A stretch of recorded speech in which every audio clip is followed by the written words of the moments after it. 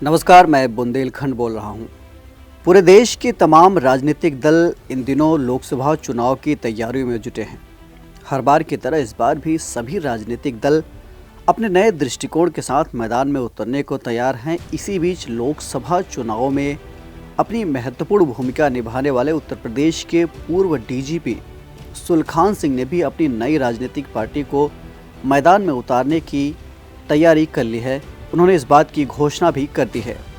उत्तर प्रदेश के पूर्व डीजीपी सुलखान सिंह ने बुंदेलखंड लोकतांत्रिक पार्टी का गठन किया है और लोकसभा और विधानसभा चुनाव में प्रत्याशी भी उतारेंगे। एक प्रेस वार्ता के दौरान सुलखान सिंह ने बुंदेलखंड को एक अलग राज्य बनाने की बात की है। उन्होंने कहा कि मुझ में यानी बुंदेलखंड राज्य में 15 जिले शामिल किए जाने चाहिए।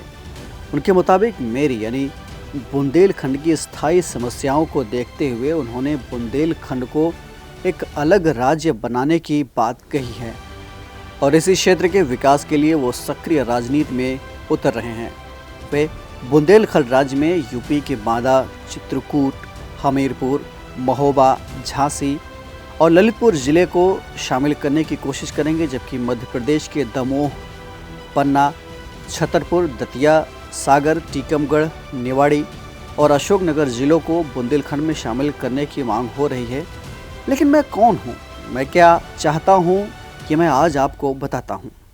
सबसे पहला सवाल कि मैं हूँ कौन। मैं एक भौगोलिक क्षेत्र हूँ। भारत देश के सबसे बड़े राज्य उत्तर प्रदेश के दक्षिण में 7 जनपद यानी 2 संभाग और मध्य प्रदेश के उत्तर में 13 जनपद यानी 3 संभाग में लगभग 1.5 लाख वर्ग किलोमीटर में फैले क्षेत्र को मेरे नाम से जाना जाता है। मुझे बुंदेलखंड कहते हैं, जहाँ की वर्तमान आबादी लगभग 3 करोड़ से ज़्यादा है। हमारे इलाके में ज़्यादातर पठारी भूमि देखने को मिलेगी, जहाँ औसत वर्षा लगभग 60 से 100 सेंटीमीटर के आसपास होती है। मेरे क्षेत्र को भारत में दलहन, जिसमें कि अरहर और चना आदि शामिल हैं, और तिलहन, जिसमें अलसी आता है, इसके उपज का सबसे बड़ा उत्पादक क्षेत्र होने का गौरव हासिल है। मेरे यहाँ की प्रमुख नदियाँ यमुना, बेतवा, केन, पहुज, धसान, चंबल, काली, सिंध, टोंस और सोन हैं, जबकि सागौन, शीशम, चंदन, आम, महुआ ये सभी प्रमुख वन संपदाएं हैं जो हमारे यहाँ पाई जाती हैं। शौर्य और श्रृंगार की धरती बुंदेलखंड की कला और संस्कृति सबसे अनूठी है। मेरे यहाँ बोली जाने वाली मधुर बोली जो है वो बुंदेली है। हालांकि इन सभी खूबसूरती के बावजूद मैं विकास में बहुत पीछे हूँ। हर साल मेरे यहाँ सैकड़ों किसान आत्महत्या कर लेते हैं। कहीं पानी की कमी रहती है तो कहीं शिक्षा की। मुझ पर ध्यान कोई नहीं देता, बस मुझे यूपी से अलग बनाने की बात सभी कह रहे हैं। उत्तर प्रदेश को बांटने की और मुझे अलग करने की अनेक कोशिशें आजादी के बाद से ही हो रही हैं, लेकिन ये पूरी ना हो सकी। वर्ष 1947 में देश को आजादी मिलने के बाद केंद्र सरकार ने राज्यों के पुनर्गठन की कवायद की, क्योंकि तब व्यवस्था के उचित संचालन के लिए ये जरूरत थी। राज्यों के पुनर्गठन के लिए सबसे पहले कृष्णधर आयोग बना, उसके बाद जेवीपी आयोग बना, जिसके सदस्य यानी जवाहरलाल नेहरू, सरदार वल्लभ भाई पटेल और पट्टाभी सीतारमैया जैसी हस्तियां रहीं। फिर साल 1953 में राज्य पुनर्गठन आयोग की नींव रखी गई। इस आयोग के गठन से पूर्व साल 1952 में प्रधानमंत्री पंडित जवाहरलाल नेहरू ने उत्तर प्रदेश के बंटवारे का विचार संसद में रखा। इस विचार में पंडित जवाहरलाल नेहरू ने उत्तर प्रदेश को 4 हिस्सों में बांटने का सुझाव देते हुए इसे अपना व्यक्तिगत मत बताया था। जिसके बाद फिर साल 1955 में डॉक्टर अंबेडकर की एक किताब सामने आई, थॉट्स एंड लिंग्विस्टिक स्टेट्स। इसमें उन्होंने भाषाई आधार पर राज्यों के बंटवारे की वकालत की थी। उन्होंने उत्तर प्रदेश को 3 हिस्सों में बांटने का सुझाव दिया, जिसके बाद उन्होंने कुछ तर्क भी दिए थे। डॉक्टर अंबेडकर के अनुसार उत्तर प्रदेश जैसे बड़े राज्य को बांटने से प्रशासनिक दक्षता में बढ़ोतरी हो सकेगी, पूरे राज्य से सरकार समान व्यवहार कर सकेगी और अल्पसंख्यकों को सुरक्षा मिलेगी। इन सब रायशुमारी के बीच साल 1956 में राज्य पुनर्गठन आयोग की रिपोर्ट आ गई, जिसने उत्तर प्रदेश के बंटवारे पर कुछ नहीं कहा, लेकिन 14 राज्य और 6 केंद्र शासित प्रदेश की सिफारिश कर दी, जिसे सरकार द्वारा मान लिया गया।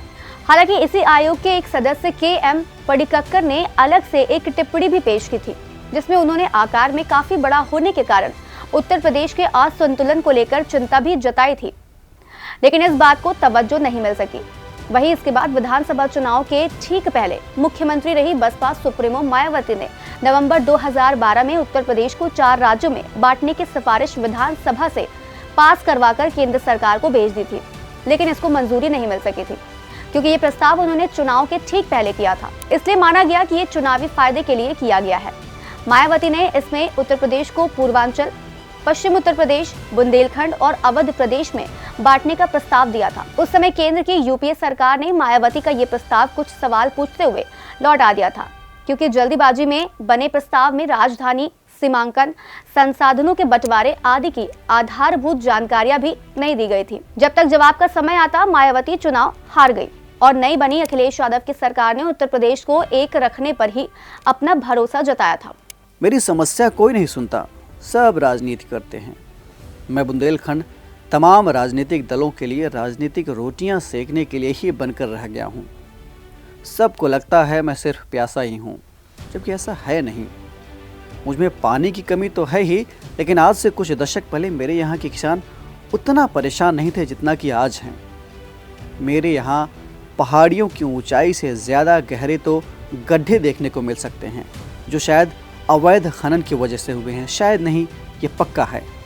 यकीन मानिए, मेरे यहाँ का हर पहाड़ किसी नेता के नाम पर है जहाँ वो खनन कराते हैं। पर्यटन के लिए हमारे यहाँ जगह तो है, बहुत है, लेकिन उन जगहों तक, उन स्थलों तक पहुँचने के लिए हमारे पास सही रास्ते नहीं हैं। चाहे बात सड़क की हो या अस्पताल की, डकैतों का बोलबाला मेरे यहाँ आज भी है। मेरे यहाँ का जो युवा है वो जब जन्म लेता है उसी वक्त उसे पलायन डस लेती है, क्योंकि मेरे यहाँ ना तो उच्च शिक्षा की व्यवस्था है और ना ही रोजगार। यहाँ ना तो तकनीक का सहारा है और ना मेरी धरती को बचाने के लिए कोई भगवान है। तो सिर्फ मुझ पर राजनीति करने का हर नेता भूखा दिख रहा है। बस कब सुधरेगी मेरी स्थिति ये तो पता नहीं, लेकिन हाँ, अगर पर्यटन, उच्च शिक्षा, स्वास्थ्य, सूखे पड़े तालाबों में जान और अवैध खनन पर लगाम लगा दी जाए तो शायद मुझे कुछ सुकून मिल पाए। भरोसा तो नहीं है, पर एक उम्मीद है, शायद कोई दिन आए और सूखे के नाम से पहचाना जाने वाला ये बुंदेलखंड यानी मेरी किस्मत बदल सके। ये बात तो हुई बुंदेलखंड की, लेकिन आपको बता दें कि पूर्व डीजीपी सुलखान सिंह अकेले ऐसे नौकरशाह नहीं हैं जिन्होंने राजनीतिक करियर की शुरुआत करने की ओर अपने कदम बढ़ाए हैं। इनसे पहले भी कई नौकरशाहों ने राजनीति में कदम रखे हैं और मंत्री तक बने हैं। ऐसे में अब सवाल ये उठता है कि क्या रिटायरमेंट के बाद नौकरशाही को राजनीति में प्रवेश की अनुमति मिलनी चाहिए या फिर नहीं, और संविधान में इससे जुड़े क्या कुछ नियम हैं। आइए समझते हैं।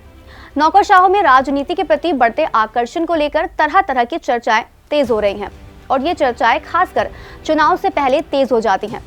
लेकिन कई लोग सिविल सर्विस के इतने बड़े अफसरों की नौकरी छोड़कर या रिटायरमेंट के तुरंत बाद पार्टी पॉलिटिक्स से जुड़ने पर आपत्ति जता रहे हैं।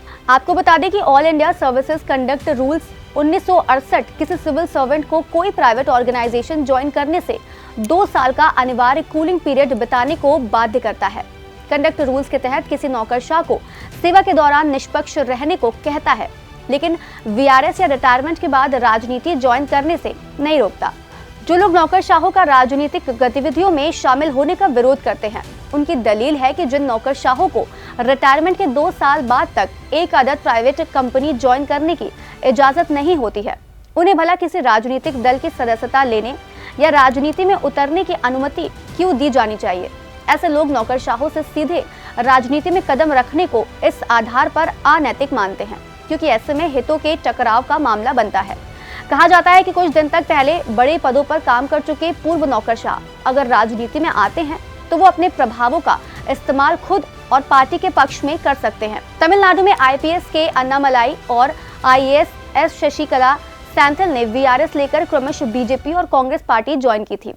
ओडिशा कैडर की आईएएस ऑफिसर अपराजिता सारंगी ने 2018 में वीआरएस लेकर बीजेपी ज्वाइन की थी। आईएएस ऑफिसर ओपी चौधरी ने बीजेपी ज्वाइन करने के लिए रायपुर के कलेक्टर का पद छोड़ दिया। उधर पिछले राजस्थान विधानसभा चुनाव के वक्त डीआईजी पद से रिटायर हुए सवाई सिंह चौधरी ने कांग्रेस के टिकट पर चुनाव लड़ा। वहीं चुनाव से महीने भर पहले ही आईजी हरि प्रसाद शर्मा ने वीआरएस ले लिया। अब सवाल ये उठता है कि अगर नौकरशाहों का राजनीति में उतरना गलत है तो संविधान या संबंधित नियमों में इसकी चिंता क्यों नहीं की गई। जानकार बताते हैं कि पहले किसी ने सोचा नहीं था कि कोई सिविल सर्वेंट पॉलिटिक्स ज्वाइन करने के लिए नौकरी छोड़ देगा या फिर रिटायरमेंट के बाद राजनीति में उतर जाएगा। पूर्व चुनाव आयुक्त वीएस संपत एक साक्षात्कार के दौरान बताते हैं कि साल 2012 में चुनाव आयोग ने सरकार को सिफारिश भेजी थी कि रिटायरमेंट या इस्तीफे के तुरंत बाद किसी नौकरशाह को तुरंत राजनीति में उतरने से रोका जाए। आयोग ने सुझाव दिया था कि उनके पॉलिटिक्स ज्वाइन करने से पहले भी 2 साल का कूलिंग पीरियड निर्धारित किया जाए, लेकिन सरकार ने यह सिफारिश नहीं मानी। संपत का भी मानना है कि नौकरशाहों का नौकरी छोड़कर या रिटायरमेंट के तुरंत बाद राजनीति में उतरना अनैतिक है। बता दें कि हमारे देश का संविधान और जन प्रतिनिधित्व कानून भी एक निश्चित उम्र के हर नागरिक को चुनावी राजनीति में उतरने की अनुमति देता है। इस तरह कानूनी नजरिए से किसी नौकरशाह का नौकरी छोड़कर या सेवानिवृत्ति होने के तुरंत बाद पॉलिटिक्स ज्वाइन करना गलत नहीं है, लेकिन जब बात रुतबे और हनक की हो तो भला कौन सोचने को तैयार है कि क्या नैतिक और क्या अनैतिक। नौकरशाही से निकले लोग मुख्यमंत्री तक बन चुके हैं, वो चाहे छत्तीसगढ़ के पूर्व मुख्यमंत्री अजीत जोगी हो या फिर दिल्ली के मौजूदा मुख्यमंत्री अरविंद केजरीवाल। कांग्रेस की मीरा कुमार लोकसभा अध्यक्ष बने। मोदी सरकार में तो पूर्व आर्मी चीफ वीके सिंह, पूर्व गृह सचिव आरके सिंह, पूर्व डिप्लोमैट हरदीप सिंह पुरी, पूर्व विदेश सचिव एस जयशंकर समेत पूर्व नौकरशाहों की लंबी लिस्ट है जिन्हें मंत्री पद से नवाजा गया है।